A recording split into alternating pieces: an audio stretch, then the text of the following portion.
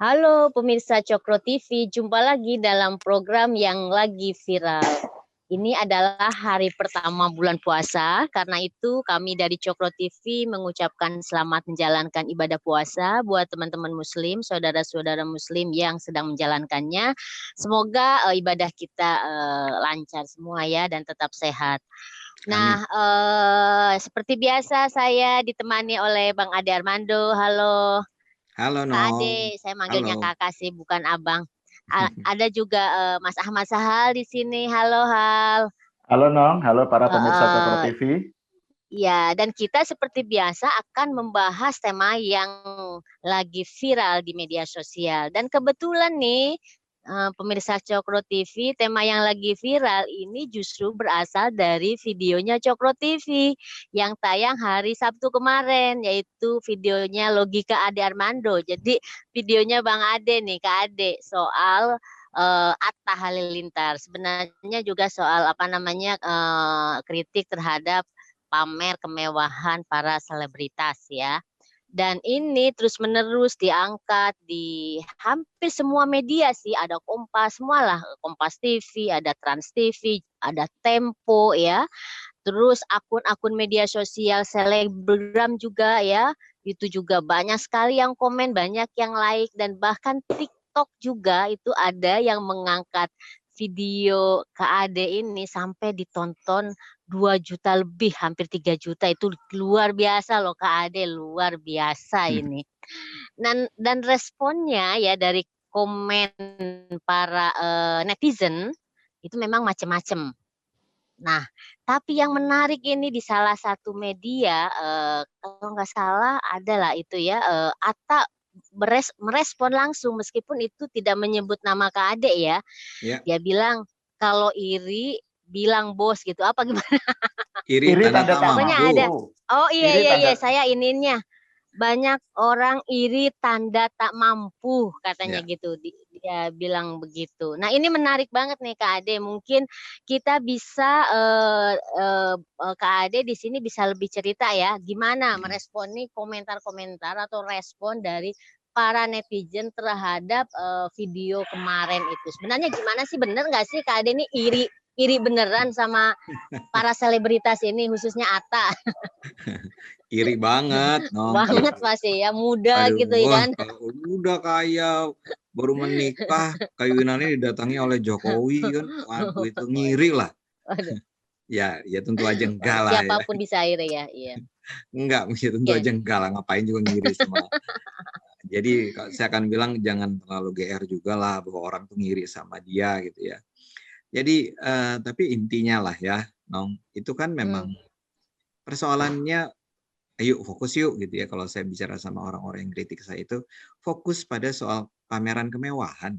Kan yang saya protes itu persoalkan adalah ngapain juga si para selebritis ini, anak-anak muda yang sukses ini harus merasa bahwa mereka diizinkan atau mereka harus dengan sengaja memamerkan kekayaan mereka yang luar biasa mewah. Sebetulnya juga kayak harus punya beragam banyak mobil, kan nggak cuma Atta, saya bilang Raffi Ahmad punya berapa 7 atau 6 mobil 33 miliar.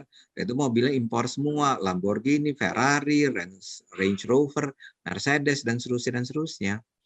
Itu yang saya persoalkan ya. Ngapain juga Anda itu setelah Anda sekian begitu sukses memperoleh kekayaan dari begitu banyaknya penonton Anda yang adalah dari kalangan ekonomi menengah ke bawah, saya rasa itu kemudian Anda harus di depan mereka pamer-pamer.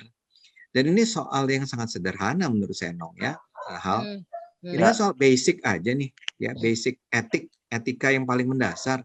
Saya yakin kita semua tuh kalau ngajarin anak kita, kita akan bilang bahwa, nak ya, kalaupun kamu sukses, kamu berhasil, jangan suka menyombongkan kekayaan kamu, keberhasilan kamu. Menyombongkan ya, bukan menunjukkan bahwa kita berhasil, tapi menyombongkan. Saya punya ini, saya punya itu. Kalau saya punya tetangga yang begitu aja, dan kita semua lah, jangan saya, kita semua. Saya tanya sama Anda semua, ya, pada penonton Cokro TV.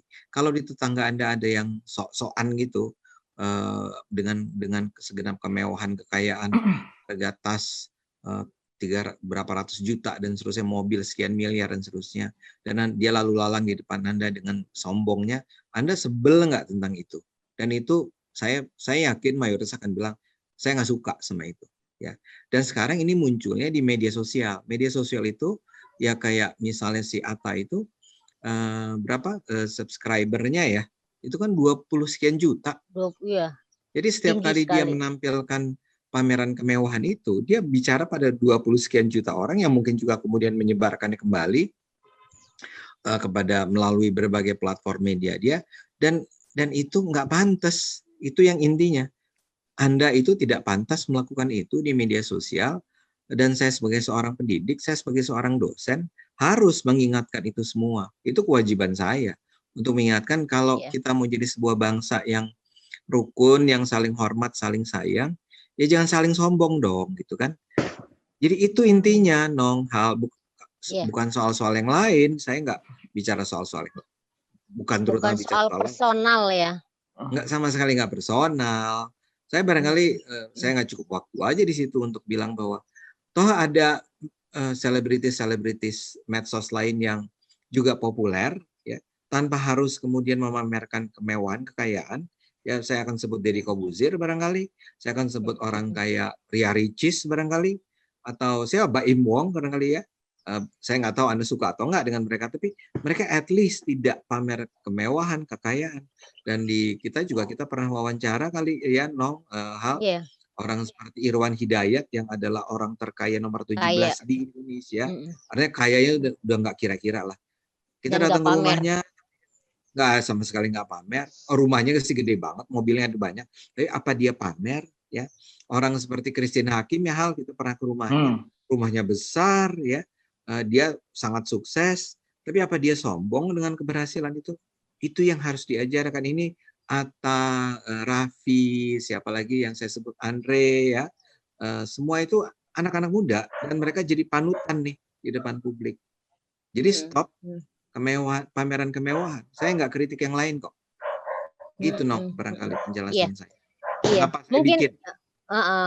Mungkin jadi ini bukan soal personal, bukan masalah personal ya, tapi lebih kepada lebih kepada kritik terhadap memamerkan kekayaan.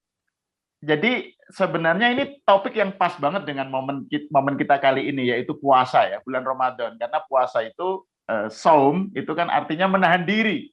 Jadi kita latihan untuk menahan diri gitu loh. Dan ini kan bukan hanya berlaku untuk puasa kan, ini kan berlaku untuk secara umum bagaimana orang beragama itu harusnya bersikap. Nah, jadi ini asik lah kita bicara soal kritikan Ade Armando terhadap pameran kemewahan itu.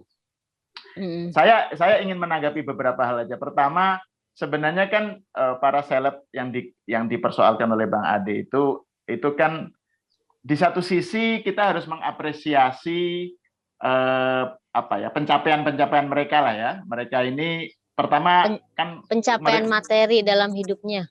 Iya, menjadi kaya bukan melalui korupsi, mereka nggak melanggar hukum kan. Mereka ini ada anak-anak produk zamannya, yaitu produk generasi medsos, generasi digital gitu kan. Dan ini sesuatu yang juga harus diapresiasi. Itu satu. Tetapi yang segi yang lain, saya setuju dengan Bang Ade itu aspek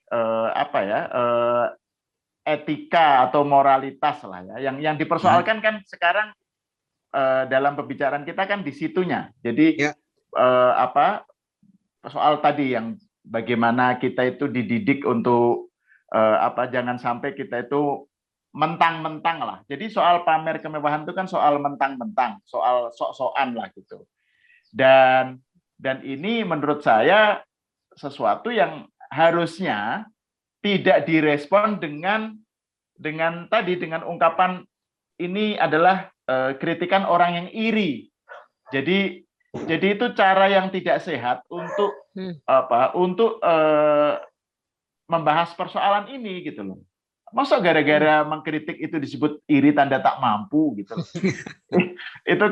itu kan emang lepas dari soal iri atau enggak iri kan ini memang masalah gitu kan. Ini kan masalah. Jadi fokus di masalahnya aja gitu. Gitu dong kalau menurut aku. Iya, iya. Jadi fokus ke masalah soal kritikan terhadap pameran kekayaan ya. Nah, Iya, sebenarnya bukan iya, kepada personal atau kepada bagaimana mendapatkan apa namanya kekayaan itu sendiri iya, iya, seperti yang tadi dibilang hmm, oleh Sal. Karena iya, kita tahu pemirsa Cokro TV memang kalau saya perhatikan nih Bang Ade itu dari dulu sangat konsisten. eh, track-nya ya, dengan, apa namanya, kritik-kritik seperti ini. Waktu di zaman KPI ya, Kak Ade kan pernah menjadi komisioner di penyiaran, juga sangat mengkritik konten-konten di televisi ya, Kak Ade ya? iya, iya, iya. Jadi Mhm. kan banyak orang yang dengan sembarangan bilang, ya kalau nggak suka ya di skip aja gitu. Iya, Kalau seperti ininya nggak usah logika ditonton. Ade Armando ya? Iya, tapi saya akan bilang gini, enggak, ini di media sosial. Dulu di media massa saya udah protes, ya. Mhm, mhm, Artinya gini, kita tuh nggak bisa bilang bahwa apapun boleh kita tampilkan di layar media massa, ya. mhm. Apapun boleh kita tampilkan di media sosial. Nggak bisa begitu. Ini kan sama aja dengan bilang kita di Cokro TV nih, selama ini kita mengkritik misalnya para ustadz yang ngomongnya Mhm. sembarangan memaki-maki agama lain contohnya kan. Atau isu radikalisme Isu bahayanya radikalisme gitu. yang hate speech, penyebaran Hate hal-hal speech. semacam itu. Mhm, Kalau pakai logika, ya kalau nggak suka ya nggak usah ditonton. Ya, artinya boleh dong harusnya. Apapun jadi boleh disampaikan di depan publik. mhm, Ya. Tapi kan mhm, nggak bisa gitu. Ketika itu mhm, disampaikan, hate speech semacam itu disampaikan, ada yang sakit hati kan. Kita harus mhm, Hmm. pikirkan orang-orang yang sakit hati itu. Hmm. Jadi kita berbicara tentang etika ketika kita bicara di ruang publik. Ya, Ya. mhm, itu yang harus selalu diingat. Ini bahaya sekali ya kalau Anda sekarang mulai menyuburkan ketimpangan. Ini kan gini.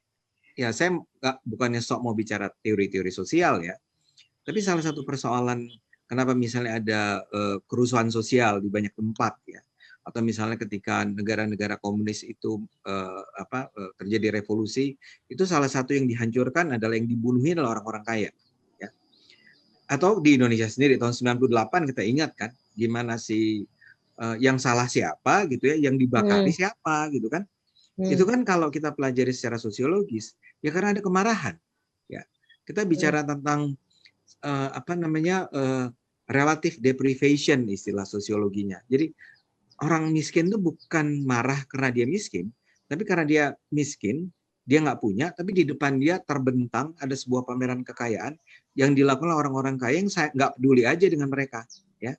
Dan itulah yang mhm, ketika terjadi revolusi sosial, mereka akan menumpahkan marahan mereka dengan menghancurkan orang-orang yang kaya tersebut. Kalau Anda nonton The Joker misalnya, nonton Joker nggak, Hal? Apa, Nong? iya, Nonton kan? iya, iya, Nonton dong. Itu Masa kan nggak bentuk, nonton? ya makanya nggak boleh sampai nggak nonton kan.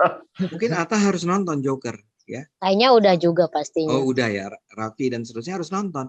Karena itu Mhm, message-nya kan adalah begitu orang-orang kaum borjuis ini tidak peduli dengan kondisi orang miskin gitu ya, bahkan mhm, dijadikan dieksploitasi sebagai bahan lelucon lawakan. Jangan salahkan orang-orang miskin ini tanda petik ya. Saya nggak senang mhm, menggunakan istilah orang miskin, tapi kalangan yang nggak mampu ini akhirnya mereka marah dan kemarahan mereka akan ditunjukkan dengan sebuah bentuk anarki yang luar biasa. Jadi kayak kill the rich istilahnya waktu itu di film The Joker. Joker, mhm, Ini bukan sesuatu yang sekedar fantasi, ya. Dan mhm, karena itulah saya yakin kayak tadi Sahal katakan, kenapa agama tuh selalu mengajarkan agar kita harus mengendalikan ya nafsu kita untuk mempertontonkan kekayaan kita, gaya hidup kita. Itu poinnya. Jadi saya terima kasih Tuhan Sahal sudah mengingatkan bahwa kita nggak punya masalah loh kalau Anda itu menjadi kaya raya, ya. Dan kita senang justru Anda menjadi kaya raya dengan pada usia muda itu dengan kerja keras yang luar biasa. Tapi itu perwujudannya jangan sampai kemudian Anda tampilkan dalam bentuk yang show itu, yang Ya. pertunjukan luar biasa tersebut. Nah, tapi yang saya juga ingin ingatkan ini betapa para pendukung mereka ini, mhm, kata yang kurang tepat, per para para pencinta selebritas lah ya, fans mhm, selebritis ini marahnya setengah mati, ya. mhm, Jadi mhm, kalau Anda bilang misalnya tadi di TikTok ada 2 juta gitu ya, mhm, di mana di Lambetura, di Instagram ya, macam, coba baca komentar-komentarnya, ya. mhm, Ya, mhm, Oh, itu padahal yang Nah, itu makanya pertanyaannya kemudian mungkin Sahal bisa menjelaskan juga ya. Ini kan pendukungnya memang luar biasa ya. Pendukungnya tadi kan dibilang followers atau subscribernya Atta itu sampai puluhan juta, 20 juta apa pokoknya tertinggi lah kalau di Indonesia atau se-Asia gitu kan. Nah, dan bukan hanya di YouTube, juga di hampir semua media sosialnya. Makanya wajar kalau kemudian pendukungnya itu marah, netizen ini marah sama kontennya Bang Ade ya. Nah, pertanyaannya itu ya, itu memang publik itu apa itu semacam indikasi bahwa semacam dukungan atau menyukai atau gimana sih? Gitu loh Kak Ade. Menurut saya karena kelihatannya mereka para pendukung dan juga bahkan Atta sendiri ya itu melihat kritikan Bang Ade ini sebagai serangan. Gitu. Seakan-akan menyerang dan menyerangnya dipaham oleh mereka dianggap serangan personal, makanya dilarikan menjatuhkan ya. Iya, dilarikan ke soal iri gitu. Padahal kan ini bisa dilihat sebagai himbauan, sebagai ajakan atau kritik yang membangun gitu ya. Iya, kritiknya itu ajakan kepada mereka. Ini kan orang yang ya namanya influencer atau apa ya, punya pengaruh kan gitu loh. Dengan kekuatannya yang begitu besar di dunia medsos dan di dunia digital, ini kan dengan semakin banyak punya kekuasaan, sebenarnya punya pengaruh, punya kekuatan, semakin besar tanggung jawabnya. Harusnya kan begitu. Nah, ini ajakan dari seorang Ade Armando untuk yuk kita punya tanggung jawab untuk mengedukasi publik loh, gitu loh. Kita punya tanggung jawab untuk menunjukkan sesuatu yang lebih baik lah gitu kepada publik. Karena gini, di satu sisi kan memang ya kita tahu lah, kita ini kalau melanjutkan analisis sosial ya dari Bang Ade tadi ya, kalau kita melihatnya dari segi cultural studies lah atau apalah gitu, ini kan era konsumtivisme lah ya, di mana sesuatu itu diukur berdasarkan konsumsi kapitalistik lah gitu. Dan dalam era semacam itu, dalam kultur semacam itu kan berlaku diktum atau jargon you are what you have. Jadi seakan-akan kamu itu dianggap bernilai kalau kamu tuh memiliki sesuatu. Semakin kamu memiliki banyak harta, banyak properti, banyak kekayaan, maka kamu menjadi lebih unggul gitu. You are what you have. Itu kan kultur itu konsumtif. Penjelasannya ya. Iya, konsumtivisme. Ya Allah, ini lagi puasa memang jadi agak belibet. Mungkin bahasa Arabnya aja.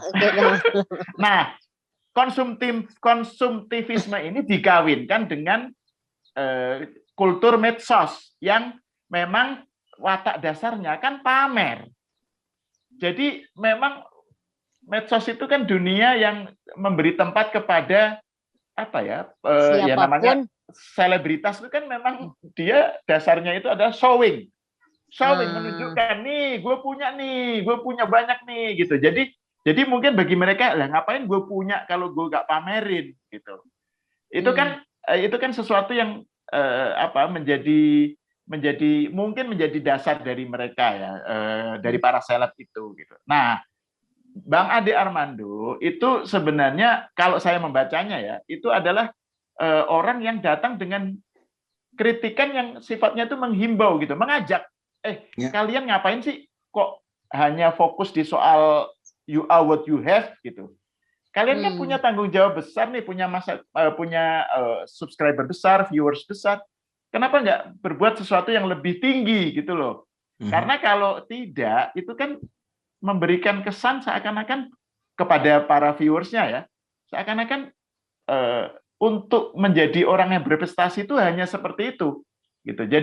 Jadi pamer kekayaan itu seakan-akan adalah indikator kesuksesan, gitu.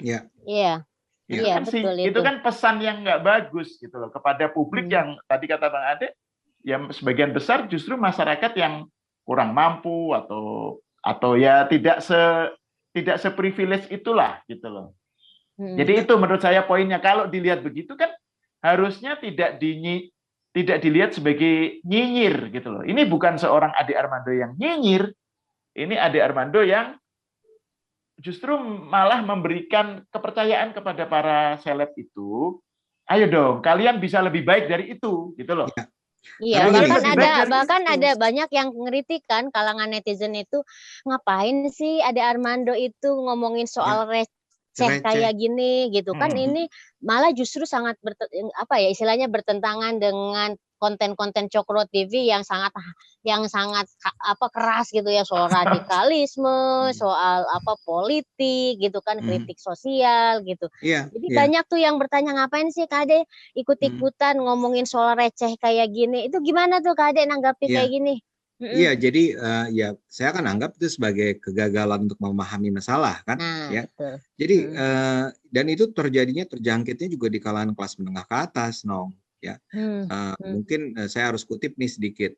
Salah satu orang yang mengkritik saya dengan keras tuh dalam tanggapan dia di Lambe Turah itu adalah seorang mantan mahasiswa saya, itu yang menjadi humas dari Ikatan Alumni UI, ya namanya Jojo. Yang saya tahu sih dia cukup berkibar ya di dunia PR di Indonesia, dia ketua asosiasi PR apa gitu ya. Nah, komentar dia tuh betul-betul mencerminkan itu tadi. Misalnya, dia nggak paham aja dengan apa yang saya katakan. Maksud saya gini, Kak, saya nggak ada masalah nih kalau Anda mau bantah saya dengan mengatakan, oh teori kita nih hal yang kita tadi berdua sampaikan tentang betapa perilaku konsumtivisme atau pameran kekayaan gitu ya, itu adalah sesuatu yang berbahaya buat masyarakat. Ya. Teori-teorinya banyak. Kalau kita mau debat, saya bisa gunakan teori-teori. Ada banyak sekali teori yang mengatakan bahwa dalam sebuah masyarakat berkembang, perilaku masyarakat yang terlalu yang terlalu mengumbar kemewahan yang konsumtif tadi, itu justru counterproductive ya terhadap kesejahteraan masyarakat luas dan bisa menimbulkan tadi kemarahan sosial dan seterusnya. Itu kurang serius apa? Ya. Jadi ini isu yang sangat serius. Tapi orang-orang bahkan kelas menengah ini barangkali karena nggak terbiasa juga ya untuk berdiskusi tentang masalah-masalah yang substantif. Jadi dia juga nggak paham bahwa itu adalah sebuah isu. Jadi kalau kata kasarnya itu ya nggak nyampe aja. Ya. Nah dalam hal ini misalnya kayak tadi si Jojo yang saya sebut itu, dia malah bilang bahwa ini sayang nih Cokro TV menampilkan narasumber seperti ini. Ya. Lain kali dipilih-pilihlah narasumbernya ya. Jadi pertama-tama dia orang PR aja nggak ngerti bahwa ada Cokro TV kan. Terus bahwa saya bukan sekedar narasumber, saya itu memang pembawa acaranya kan. Kedua terus dia bilang gini, ini muka Om Senang ini, jadi dia menyebut saya Om Senang. Gitu. Ini emang ngeselin ya. Jadi nggak ada yang substantif gitu loh debatnya. Malah soal saya Om Jadi Senang, malah nyerang fisik, personal banget ya, fisik. Ya, saya sih saya tidak pernah menganggap diri saya ganteng juga sih. Cuman padahal Om Senang itu konotasinya kan malah sugar daddy. Ya justru itu kan, saya dianggap sebagai sugar daddy atau apa. Tapi kan kenapa Anda nggak masuk ke isu sih yang substantif? Ya. Jadi bayangkan kalau seorang tokoh PR aja, oh ya saya harus kasih catatan ketika dia dicek katanya oleh teman yang lain, dia bilang oh dia udah nggak punya medsos gitu ya, dia jadi membayang itu dia dihack lah ya. Tapi it doesn't make sense karena saya ngecek kok medsos dia masih hidup, IG-nya ya masih hidup, FB-nya teman saya bilang, tapi memang sehari terakhir ini tiba-tiba udah nggak bisa diakses. Ya. Jadi taruhlah kalau kita usnuzon berprasangka baik, iya memang dia dihack. Tapi ini kan bukan cuma dia juga, ini mencerminkan ada banyak orang yang menganggap bahwa kenapa sih Anda ini harus mempersoalkan anak-anak muda yang sudah berprestasi gitu, bekerja keras. Apa masalahnya sih kalau orang membelanjakan uang yang dia peroleh dari hasil kerja kerasnya sendiri gitu, atau kenapa sih ini harus dipersoalkan toh orang bisa memilih tidak menonton. Iya gitu, itu benar, tapi ya Anda harus sadar bahwa kayak yang tadi saya bilang, kalau di dalam media sosial itu ada hal-hal yang Anda pikir nggak sehat buat publik ini, Anda melakukan apa? Ya, saya memilih, Sahal memilih, Nong memilih, Cokro TV memilih. Kalau ada yang nggak benar, kita bicara, sampaikan kepada publik. Ya, orang boleh nggak setuju dengan kami, dan Anda boleh menjawab, ya, dan kita diskusi. Kita bisa bikin webinar kali Nong ya kan, tentang gaya hidup mewah ini. Ya, tapi kan begitu dong, cara berdiskusi di tengah publik yang beradab tuh adalah kita saling berbeda pendapat, toh saya tuh di mana di video saya itu saya nggak nyebut tentang kehidupan pribadi Atta, kehidupan pribadi Raffi, kita nggak pernah masuk ke situ. Saya nggak peduli latar belakang dia siapa, ayahnya seperti apa. Ini kan sekarang muncul tuh berbagai cerita tentang Atta itu sesungguhnya bla bla bla. Nggak, saya nggak mau Kita nggak ngomong, peduli itu ya. saya nggak peduli ini itu. Yang saya peduli adalah, dan ini bukan cuma Atta. Kalau Atta sekarang tiba-tiba katanya mulai berubah nih, Nong, katanya. Mulai katanya ketika di Bali pakai pakaian yang harganya cuma 200.000 gitu kan. Mulai memberi bantuan buat orang-orang susah. Bagus dong.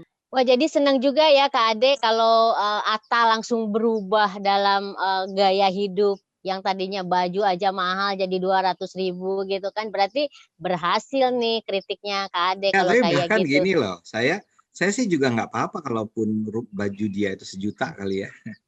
Atau 1 juta masih murah, 100 juta misalnya. Tapi selama itu nggak dipamerkan ya udahlah, itu urusan dia dengan Tuhannya gitu loh ya. Tuhan kan katanya nggak suka kalau orang bermewah-mewah seperti itu. Cuman bukan itu, makanya buat saya tuh kalaupun muatan-muatan mereka itu tadi dibilang receh dan seterusnya, sebetulnya juga nggak masalah ya kalau memang publiknya suka itu, penontonnya banyak, dari situ mereka dapat duit dari apa namanya revenue dari iklan dan seterusnya. Buat saya juga ya udahlah gitu kan. Yang buat saya persoalan yang tadi, yang pameran kemewahannya. Nah, kalau sekarang si Atta dan kawan-kawan mulai berbenah dan berusaha bersikap lebih lebih modest ya, lebih humble ya, alhamdulillah. Jadi itu mungkin ya poin dari penjelasan Kak Ade kenapa misalnya kalau kita ngutip dari salah satu media nih Kak Ade bilang pamer kemewahan Aurel Atta dan para seleb jadi ancaman baru selain radikalisme. Jadi itu mungkin poinnya ya Kak Ade ya, buat pemirsa Cokro TV mungkin harus bisa menangkap terkait poin bahwa ini nggak receh jadinya tema Nggak receh soal sama ini sekali. tuh. Tapi gini, memang barangkali orang sebagian masih belum nggak nangkep ya, kenapa itu disebut sebagai salah satu ancaman. Ya makanya kita perbincangan lagi nih Kak Ade. Ya. Jadi kan gini, ya radikalisme sih jelas ancamannya. Tapi apakah perilaku-perilaku mewah ini harusnya ya kita anggap sepi saja, kita tidak anggap penting? Saya menolak ya. Karena yang tadi saya katakan ya, jadi gini, kita harus sadar bahwa tindakan sosial kita ini itu berdampak pada orang lain. Jadi ada tindakan pribadi, ada tindakan sosial. Tindakan sosial itu tindakan yang kita perlihatkan ke depan banyak orang. Itu menimbulkan perasaan tertentu pada orang lain. Ya. Nah, kenapa ini menjadi ancaman seperti ditulis oleh salah satu media tersebut yang mengutip dari apa yang saya sampaikan? Itu adalah kombinasi dari penjelasan-penjelasan kita tadi, termasuk yang disebut oleh Sahal tadi ya, memberi contoh yang buruk tentang bagaimana harusnya berperilaku setelah Anda mencapai kekayaan Anda. Ya, ini yang terjadi adalah salah satu ancaman terbesar buat negara-negara seperti yang disebut negara berkembang adalah kita adalah sebuah negara yang ketimpangan ekonominya masih sangat tinggi. Masih tinggi. Orang mau bilang apapun tentang kemajuan ekonomi kita, bohong kalau dibilang ketimpangan ekonomi kita sudah baik. Enggak, jauh dari baik. Ya. Orang yang berpenghasilan di bawah 1 juta rupiah per bulan, di bawah 2 juta rupiah per bulan, itu masih sangat banyak. Ya. Maka kita harus pelan-pelan menetralisir ini, menyempitkan kesenjangan tersebut. Menyeimbangkan, bukan saja soal ekonominya, tapi juga secara sosial, secara kultural. Kita jangan hidup di sebuah masyarakat di mana orang merasa bahwa orang kaya adalah musuh orang miskin gitu loh. Bahwa orang kaya itu berada di wilayah yang berbeda dengan orang miskin, ada kayak dua dunia yang terbelah, atau yang 1/4 adalah yang kaya raya, yang 3/4-nya adalah ya udah biarkan mereka orang-orang miskin yang dari waktu ke waktu kita bantu dengan zakat, ketika ada Idul Adha kita kasih makanan kambing dan seterusnya. Tapi sebetulnya mereka tetap hidup dalam kemiskinan dan perasaan yang mereka miskin. Dan mereka merasa miskin karena mereka melihat ada banyak orang kaya yang memamerkan kemewahan mereka. Itu adalah sebuah bangsa yang setiap saat bisa terpecah. Tinggal tunggu waktu ya sampai dia kemudian meledak menjadi kemarahan. Saya akui Presiden Jokowi termasuk presiden yang luar biasa care sama masyarakat kecilnya dengan BPJS, dengan segala macam bantuan-bantuan sosialnya, dengan segala macam gratis pendidikan dan seterusnya.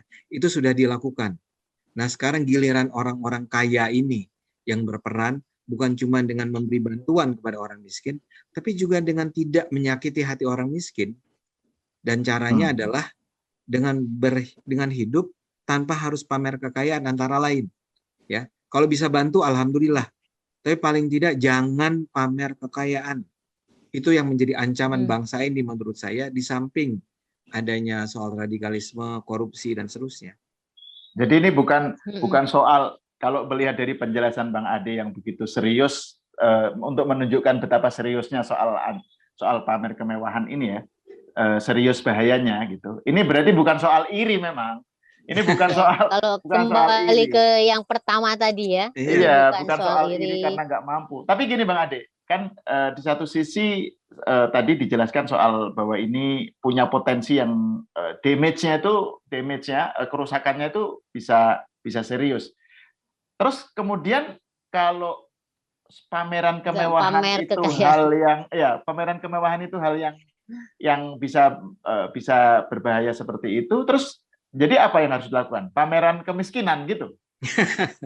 Jadi nggak boleh pamer kekayaan, kemudian ya udah pamer kemiskinan gitu. Apa yang harus dipamerkan?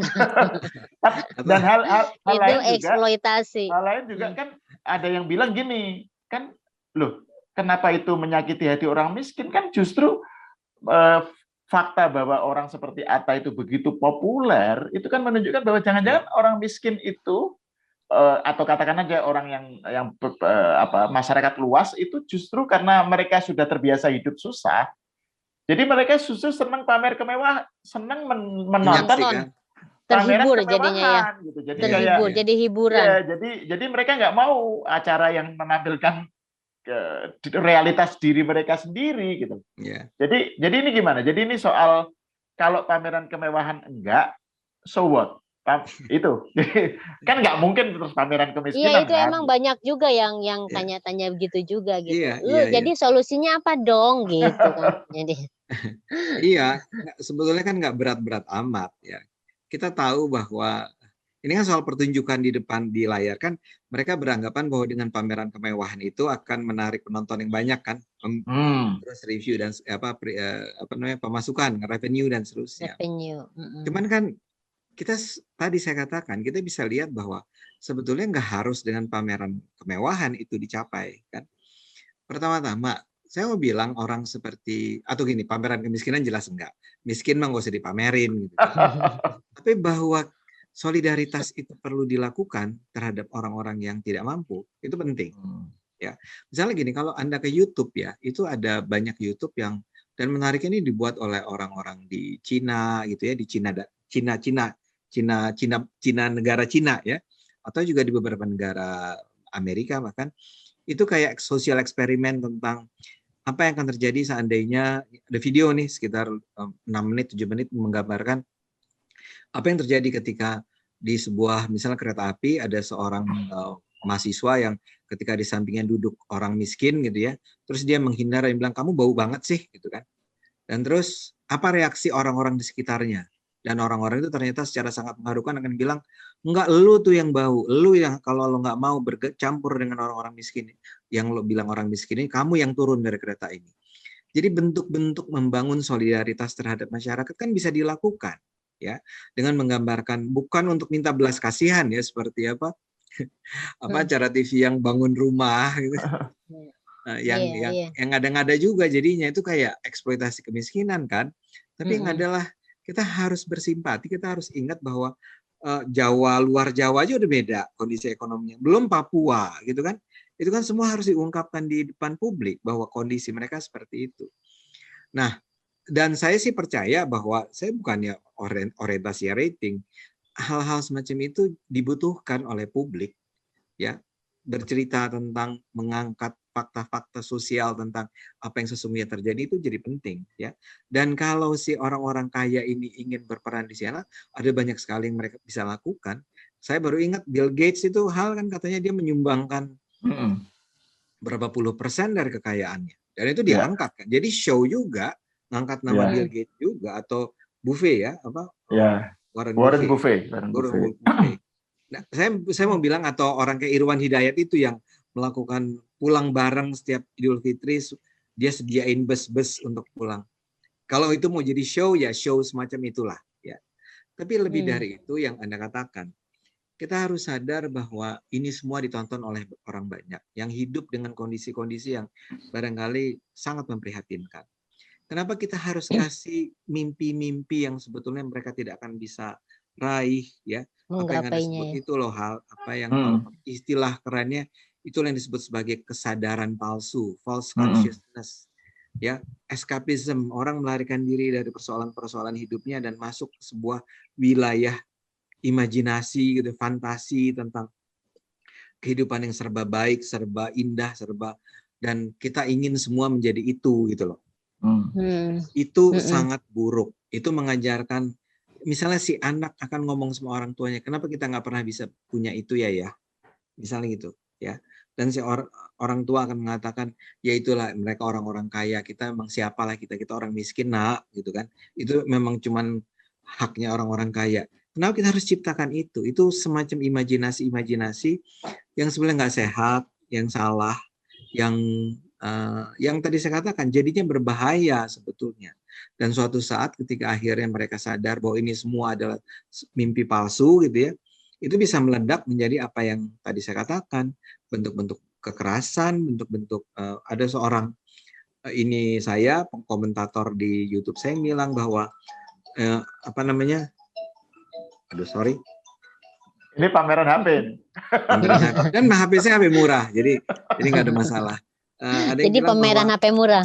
HP murah itu gara-gara jadi yang hidup mewah adalah orang-orang kaya tertentu.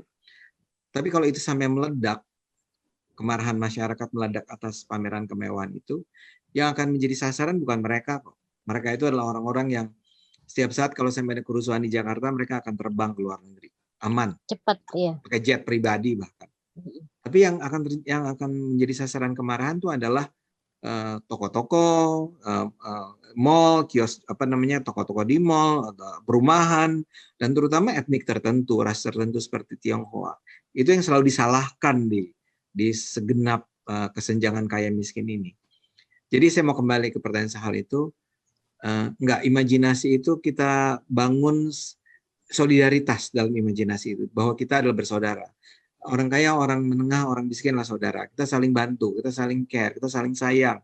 Bikin sinetron yang menunjukkan bahwa sebetulnya orang-orang kita semua adalah satu. Kita adalah semua satu bangsa, kita semua satu keluarga. Mari kita bantu satu sama lainnya. Dan saya senang misalnya ada banyak film-film yang meledak di dunia ini menggambarkan solidaritas semacam itu. Film-film Korea, film-film Amerika Serikat, film-film Eropa banyak sekali menggambarkan itu. Film Indonesia juga banyak ya, harus diakui juga. Ya kenapa bukan itu yang ditiru, bukan itu yang dijadikan teladan. Jadi lawan katanya pameran kemewahan itu bukan pameran kemiskinan, tetapi pameran solidaritas lah ya. Pameran kesetiakawanan, pameran berbagi dan seterusnya. Betul. Dan ini lagi-lagi karena ini situasinya puasa ya, ini juga cocok nih momentumnya, Nong. Jadi sesuai dengan spirit zakat, kan zakat itu juga kan kesetiakawanan.